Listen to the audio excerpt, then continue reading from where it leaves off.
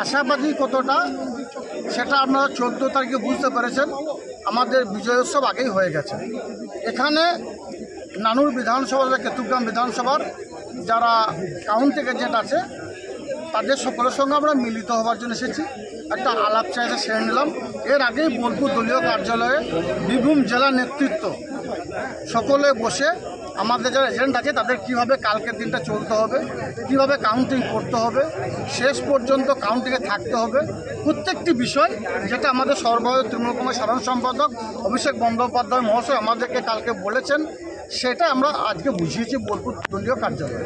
2019-এ যে নির্বাচন হয়েছিল বা যে লোকসভা গণনা হয়েছিল তাতে করে ব্যবধান যা এসেছিল রেজাল্টের, তার থেকে কি মনে করেন যে 2024-এ লোকসভা নির্বাচন বেশি হবে? শুধু বোলপুর লোকসভা কেন্দ্রে কথা বলছেন? হ্যাঁ, শুধু বোলপুর। আমি সারা বাংলা কথা বলছি। অনেক বেশি ভোটের ব্যবধানে তৃণমূল কংগ্রেস জয়যুক্ত হবে। আর বোলপুর লোকসভা কেন্দ্রের কথা যদি বলেন, বোলপুর লোকসভা কেন্দ্রের যখন ইভিএমে বক্স ওপেন হবে তখন শুধু জোড়া ফুল দেখবে আর বিরোধীরা সর্ষের ফুল দেখবে।